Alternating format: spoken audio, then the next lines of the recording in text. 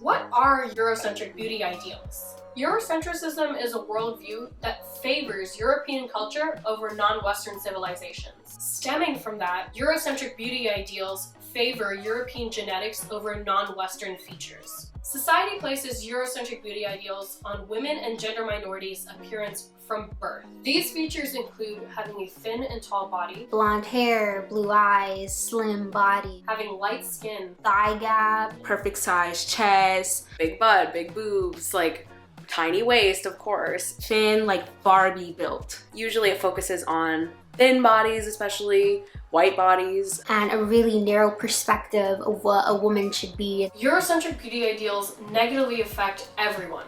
However, women of color have a unique experience that needs to be recognized. Many young people of color hyperfixate on minimizing their ethnic features. I think the dangers of Eurocentric beauty ideals are that it can affect the way that you perceive yourself. Black women tended to press or perm their hair. That physically harmed their hair. Now they're working to try to regain that natural style, but it's hard because they put so many chemicals. That's just the outside of how it affected them. Internally, that's years and years of mental oppression and how you perceive yourself as not beautiful because the world didn't perceive you as beautiful. And so I think that's so dangerous. And we're working towards rebranding that image for the new generation because they shouldn't have to grow up thinking that they're not beautiful because Hollywood tells them they're not.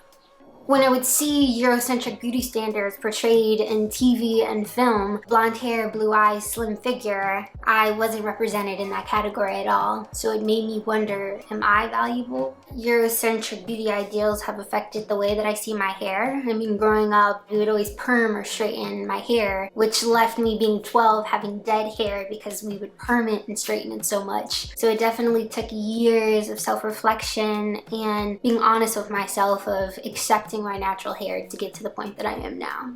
So.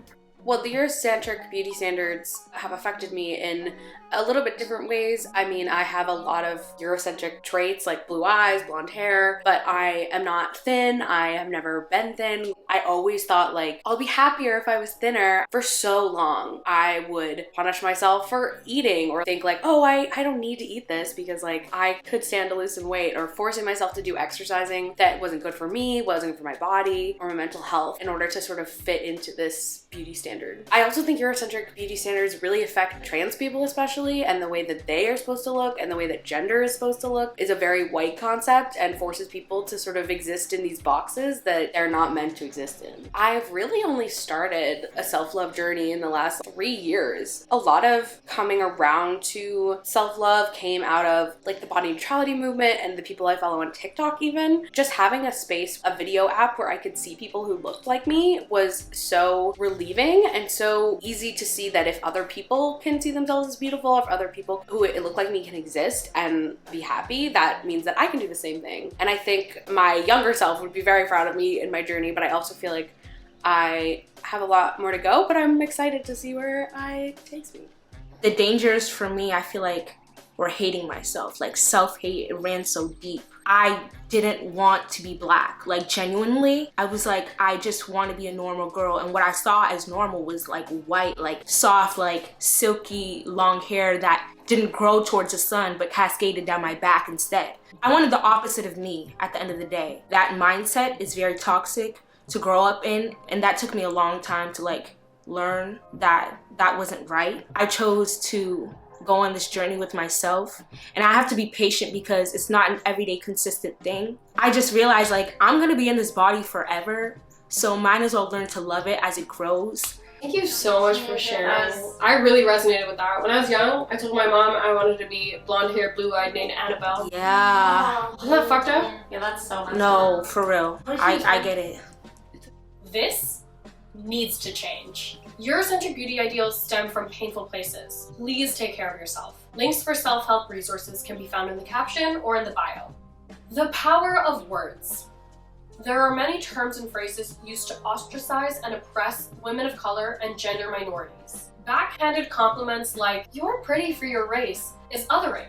because it creates a normal standard of beauty that this person has overcome. The word exotic objectifies people of color, as it draws on stereotypes of exotic animals for white men to tame. Reducing BIPOC to animals is problematic and damaging. Adjectives like exotic or spicy or racist, because they suggest that people of color are savage or uncivilized. This narrative is told from the side of oppressors and colonizers. Racist plots of people of color being tamed by the white man have found a dangerous space in porn. And these plots aren't just fiction. Even today, women of color are more likely to be victims of sexual assault, trafficking, and exploitation. The concept of "I'm not racist, I'm colorblind" is counterproductive. The refusal to see colors or other races implies that race-based differences don't matter. This person is ignoring the realities of systemic racism. Words have incredible power, and education empowers us. About the Unlearning Handbook. Along with this short film, I created a TikTok video series with the aim to empower women and gender minorities through education. Each video deconstructs the racist and/or problematic roots of why specific body features are oppressed. You can find the link to the short video series in the caption or bio. By decolonizing Eurocentric beauty ideals, we can transform our views on beauty and self-worth. We can and must decolonize damaging Eurocentric beauty ideals. By deconstructing Eurocentric beauty ideals, we can empower ourselves and stop being limited by antiquated beauty standards.